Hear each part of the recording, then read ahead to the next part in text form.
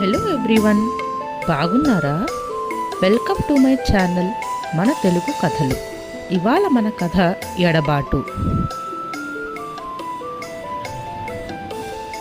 రాజధాని నగరంలో రద్దీ బాగా ఉన్న మెట్రో స్టేషన్.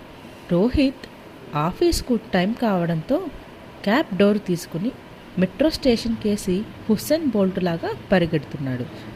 పెరుగుతున్న పెట్రోల్ సెగవలను, అంతులేని ట్రాఫిక్కు భయపడవు కానీ మెట్రోకి కిలోమీటర్ దూరంలో సర్వీస్ రోడ్డులో కారు ఆపి చేతులు ఎత్తేశాడు క్యాబ్ డ్రైవర్. మీ దారి మీరు చూసుకోండని. అప్పుడు మొదలుపెట్టిన పరుగు మెట్రో మెట్ల దగ్గర ఆగింది. లిఫ్ట్ దగ్గరకు వెళ్దామంటే ఆదివారం కుళాయి దగ్గర నీటి కోసం ఎదురు చూసే మహిళామూర్తుల్లాగా అందరూ లిఫ్ట్ కోసం ఎదురు చూస్తున్నారు ఉగ్రంగా. అక్కడ చోటు కోసం గ్యాంగ్ వార్ చేయాలేమోనని భయపడి ఎస్కలేటర్ దాకా వచ్చాడు. లిఫ్ట్ దగ్గర గ్యాంగ్ వార్ మాత్రమే.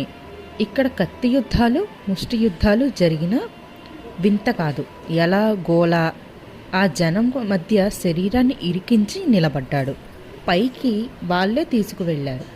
ఆ గుంపులోంచి ముందు కాళ్ళు, తర్వాత నడుం, ఆపై ముఖం ప్లాట్ఫామ్ మీదకి లాక్కున్నాడు.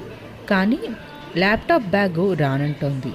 జనంలో నలిగి ఉక్కిరిబిక్కిరి అవుతున్న తన బ్యాగ్ను లాక్కొని ట్రైన్ కోసం పరిగెట్టాడు. బతుకు జీవుడా అని ఊపిరి పీల్చుకుంది బ్యాగు. ట్రైన్ కోసం బిక్కుబిక్కుమని ఎదురు చూస్తున్నారు జనమంతా. ఇంకా 2 నిమిషాలే ఉంది అని చూపిస్తోంది గడియారం. కథన రంగంలోకి ఉరకడానికి సిద్ధంగా ఉన్న సమురాయిలాగా ట్రైన్ కోసం ఎదురు చూస్తున్నాడు. ఇంతలో రానే వచ్చింది ధూమం లేని విద్యుత్ శకటం. కుంజర యూధంబు దోమ కుత్తగజొచ్చెన్ అన్నట్టుగా దూరుతున్నారు జనమంతా. ఒక్క అడుగులో లోపలికి వెళ్తాడు అనగా తనని కబలించడానికి వస్తున్నట్టుగా మూసుకుపోయాయి మెట్రో ద్వారాలు. ఒక్క పరుగు తేడాతో మ్యాచ్ ఓడినట్టు, ఒక్క మార్కు తేడాతో పరీక్ష తప్పినట్టు అలా మెట్లోకేసి నా చెయ్యి అందుకోవా అని ఎడబాటుతో చూస్తూ ఉండిపోయాడు. ఈ కథ కనుక మీకు నచ్చినట్టయితే లైక్ చేయండి, షేర్ చేయండి. మా ఛానల్ను సబ్స్క్రైబ్ చేసుకోండి. మీ అభిప్రాయాలను ఫీడ్బ్యాక్ రూపంలో మాకు కామెంట్స్ బాక్స్లో తెలియజేయండి. ధన్యవాదాలు.